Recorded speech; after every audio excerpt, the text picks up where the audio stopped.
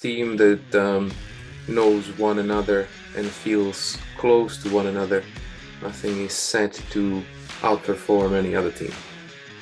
And therefore, I pay a lot of attention.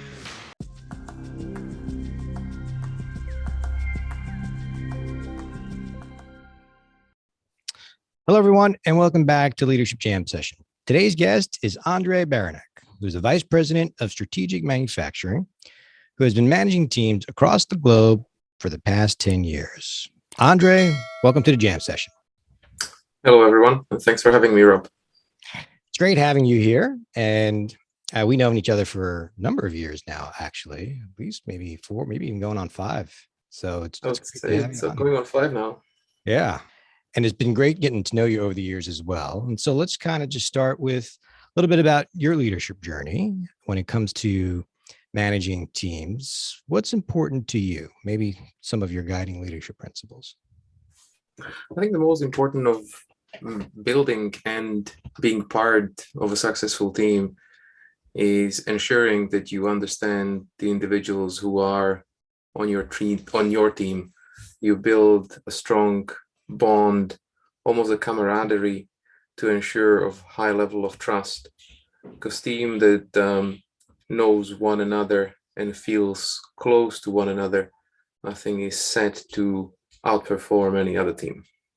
Mm-hmm. And therefore, I pay a lot of attention now about developing strong relationship within the team. And how do you approach doing that? And I got to imagine it must be more challenging for you. Maybe it is, maybe it isn't, because you have teams in Mexico, Malaysia. So are there challenges even associated with that in trying to build relationships? We have a very diverse team, not only geographically, but also from ethnicity perspective. Yeah. And at the end of the day, regardless of anybody's background or race, it comes down to trying to understand the individual. And generally speaking, the needs of an individual are the same regardless of the country or the sex they are. And therefore, I believe understanding the cultural differences actually can help you navigate and build on the diversity within the team. Mm-hmm. So is it fair to say that, it's important to understand some of the cultural aspects, which will help you to build that relationship maybe a little bit faster? I'd say so. Yes. Yeah. Okay. So is there anything that you do specifically to help you, that you find successful in building those relationships faster or more effective? I'm just trying to build a relationship with the team as I would like to build a relationship with anybody else I care about. I don't think about it as a work relationship, but I try to think about it as I'm trying to build a relationship with a person. Mm-hmm. We do pay a lot of attention about who is on the team, and therefore building a relationship with the members of the team is much easier, as it would be in your personal life, where you make choices who you interact with and who you don't interact with. Mm-hmm. And then it becomes very natural. You don't need to force building a relationship. Yeah. Did you find that, because I know you build really good cohesive teams, and I'm just curious, did you evolve with this approach? If you look back, were you different then as a leader than you are today? I started my leadership journey very early, and I was lucky enough to manage a diverse team in Malaysia. It was a planned leadership team at the age of 27. And at that time, I didn't know a lot about leadership. And a lot of the things I did came naturally.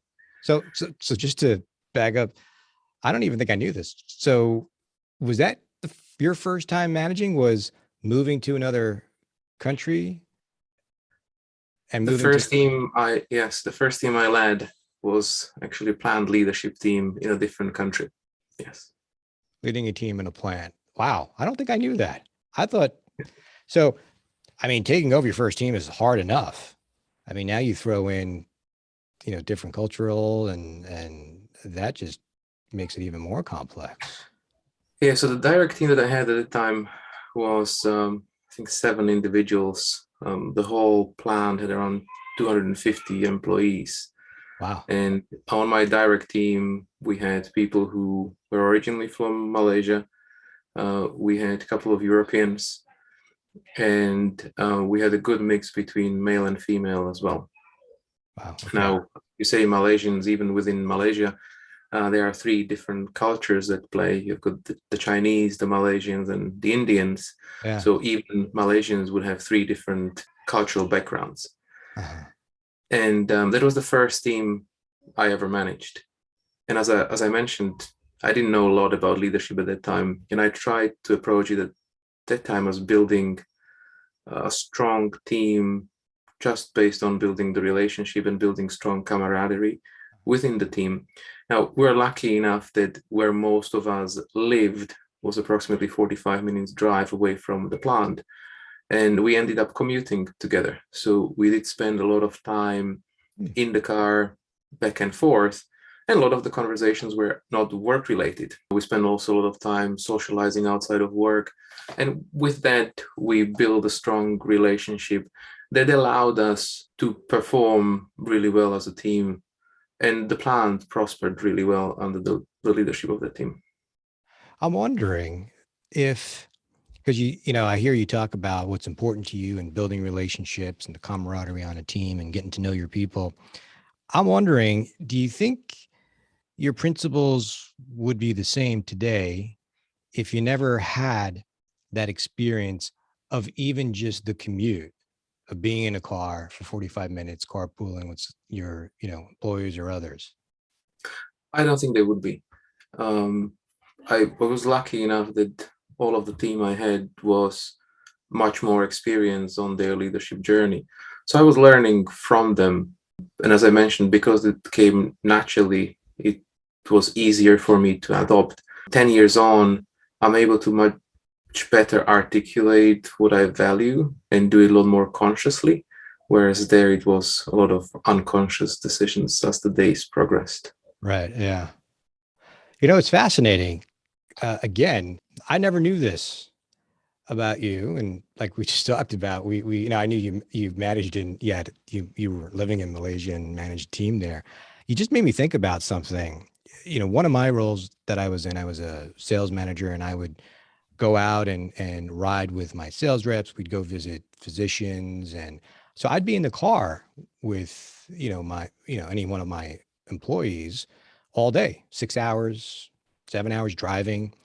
And as I think about this, I probably would have to say, of all the teams I've led, the teams where I was a sales manager and spent that time in the car getting to know my employees, because it's inevitable. You're going to end up talking about personal things and getting to know them. I probably had a more deeper relationship, better relationship with them than teams I've led in home office, or because you don't have that time to really get to know. You're never really, you're always in meetings, going from one meeting to another. So it's just interesting, just as we talk through this. We never, in today's world, create time and consciously spend talking about things outside of work with Yeah. our colleagues. And I think it's important, especially for the team that you are part of or the team that you manage, to create that effort and to create the time. Yeah. It's so true. And I know that some of your employees are more private than others, but it's still it's still an important reminder, or at least a lesson out there for those that are listening, that getting to know your people does really help improve the relationship, which does impact the overall performance and the engagement of your employees, right? I agree. And any literature that you read at the moment about high performing teams or high value creating teams, I would like to refer to them more. It starts with creating a strong bond within the team. Mhm. And obviously, as I mentioned, I never knew that. Only now, when you try to read about how you can continue to further improve the performance of a team, you kind of look back that I probably have been doing something right, and people write about it. That Yeah. creating a strong bond creates a high performing team, or the basis for it at least. Yeah. Well, I mean, obviously you have some natural leadership skills. And but I know we've talked about this. It's amazing, how many of us get thrown into a leadership position, and I'm assuming you never had any training before you took on your first team or anything like that, correct? I never had any formal training related to leadership. I also had not had any formal individual development plan. My boss at the time, he gave me a lot of freedom and a lot of opportunity to grow, but we never had any conversations about where do you want to take your career and what do you need to learn in order to achieve that. Yeah. Yeah. And I know, you are now, you're very focused on developing your employees and spend a lot of time, providing them with guidance and support and developing them. And actually, I know we were talking a few weeks ago, and you were sharing with me how you started this new initiative for the year with your team, and I thought it was such a cool idea. And that's kind of what led to this, having you come on and share a little bit about that too. So perhaps you can share what you're currently doing, this initiative that you're doing with your team, which I believe is called Sparkles of Curiosity. Is that right? That's correct. Yes, I do believe that individuals and teams need to continue to learn and develop. And learning and development come really from two areas. One is where you become better at what you do every day. And the other part of the development is when you learn new skills. And generally, we grow comfortable of doing what we know, and therefore we just become better at that. We become somewhat blind of exploring what else is out there. Mhm. And because we have such a diverse team, and everybody on the team has different areas of interests, everybody reads different books, different articles, does different types of sports. We were wondering during the pandemic that we are not tapping enough in learning from one another. And that inspired us to create this initiative, which we refer to as Sparkles of Curiosity, where on rotation, each member of the team would share with the rest of the team of what they have come across that inspired them to be a better person, a better leader, and what they have learned from what they are sharing.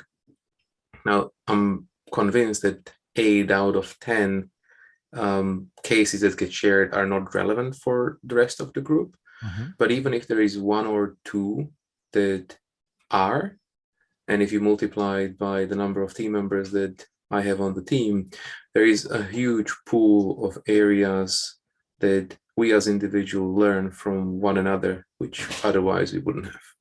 Yeah. And so how do you is it do you get together weekly and one person shares? So we have a team chat that we use, Uh-huh. and at the moment, at the end of each week, a member of the team would share his sparkle, and he would share it for between 2 to 4 weeks in sequence. And then after his rotation, the next team member would join and share their sparkles. The way we are trying to then reflect on the sparkles that the individuals on the team share is the first week of the following month, the person that shared the sparkles with the team Mhm. would be interviewed in front of the rest of the team by the person who is currently sharing the sparkles. And you would ask questions one another as to what inspired you on the particular sparkles that you have shared, why do you believe they are relevant to the rest of the team, and what do you believe the rest of the team and the individuals on the team can learn from it. Hmm. So, and I know you just started this, but has anything come out of it? Anything cool that you can share? A number. I took obviously the lead and started, Okay. and I shared with the team one app, two articles, and one video. The video was to help the team understand why I'm so focused on bringing simplicity in everything what we do. Uh-huh. The articles were to help have a conversation about the meaning of life and how we use time in work and at home. And the app was the app that helped me to get back to running. Oh, Now okay. we have a number of members on the team who are active runners, a number of members of teams who actively look after their health. And these promoted that a lot more members of the team came back to being active again. Hmm. And, the underlying inspiration doesn't necessarily have to be work related, but it has to be related of becoming better as an individual. I think that's fantastic. And I know you said before that, some of the sparkles may not be work related, may not be relevant, but I gotta imagine it it still helps even from a building that camaraderie.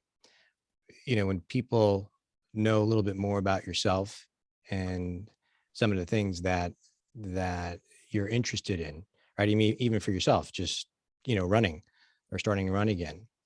I do believe, and I've seen it when people get to know their peers and colleagues better, it just helps to build a better cohesive team. And it is interesting, people are involved in fascinating things in their personal lives, very inspirational things too.